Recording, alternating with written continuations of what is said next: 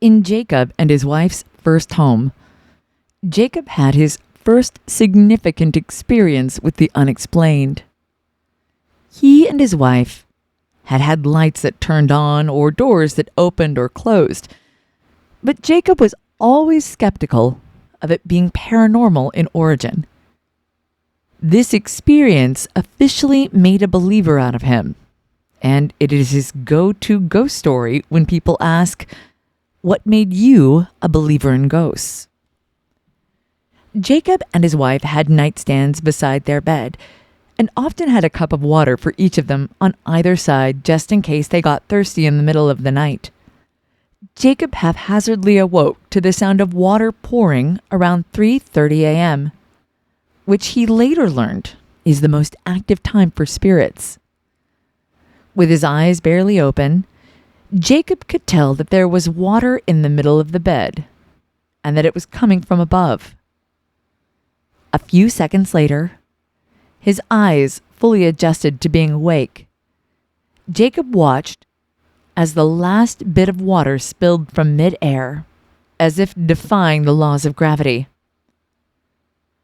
The cup of water on Jacob's nightstand was no longer where he'd left it. It was across the room on the floor, and there was not a drop of water between where it started and where it laid now, dry to the touch. It was as if the cup and water were separated. The cup was thrown across the room, and then water then poured from above. Terrified and confused, Jacob and his wife sat there for an hour or two trying to understand what had happened, but they had no explanation other than his wife interjecting every few minutes, emphatically claiming ghosts. Jacob and his wife reluctantly went back to sleep as best they could, but that's not where this story ends. The next day, they called paranormal investigators about their event, and the investigators enthusiastically agreed to come over the next evening and monitor overnight. They came out the next night and conducted several tests on the area that monitored EMF readings in different locations, passively tuned into several radio frequencies to see if a mode of communication could be established, and the test Jacob was most skeptical of, but would later yield the most results, the flashlight test. The EMF meter determined that the guest room was the most active based on the environmental readings, so that is where they staged the remaining tests. An explanation of the flashlight test. 3 separate flashlights that turn on by twisting are used to communicate with the other side.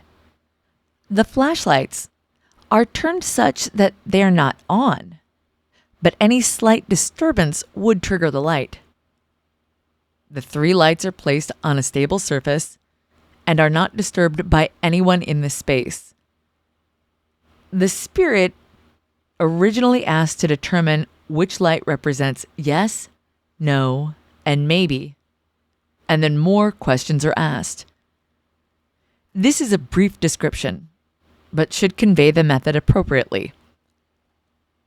At this point, it was 3 a.m., and the spirit had selected a yes light, a no light, and a maybe light. And they began to ask their questions. Is there more than one spirit here? The no light turns on, then off again. Did you die here on the property? Yes light turns on quickly, then slowly fades off. Do you like the new homeowners? The maybe light barely flickers for a few seconds before turning off. Did you pour the water on them the other night? The yes light turns on and off multiple times. Are you upset with them? The yes light turns on and stays on until we ask the next question. Can you tell us why? The yes light flickers once and turns off. We then hear a voice from the white noise on the radio that has been broadcasting this entire time. Watch, Caitlin. Caitlin is my wife's sister, and she's been staying with us on and off in our guest room, the same room we are currently in. But she's not stayed over in a while, and we had not even mentioned her name to anyone at this point. Do you watch Caitlin a lot? The yes light flashed on and off. Can you tell us when you watch her? The yes light flashed on and off, and we hear a similar but muffled voice again through the radio. Sleep. Can you tell us why you watch her? The no light flashes on and off repeatedly. Do you miss her? The yes light turns on and stays on. Do you want her to stay here with you?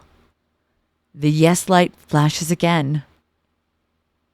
At this point, we were getting fairly creeped out, but decided to ask it a few more questions.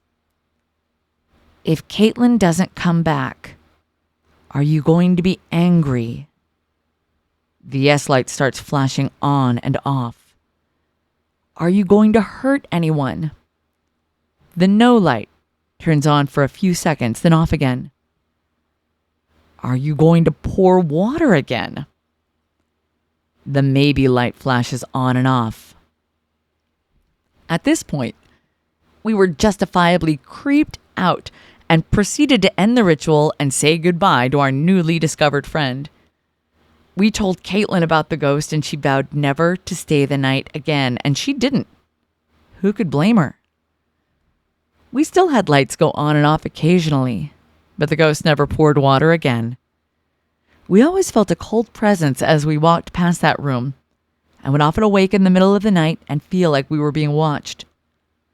We've since moved away from that house, but I will never shake the feeling of terror that I had that night. The biggest lesson to take away: ghosts are real. They can mess with you, but they're not all mean-spirited.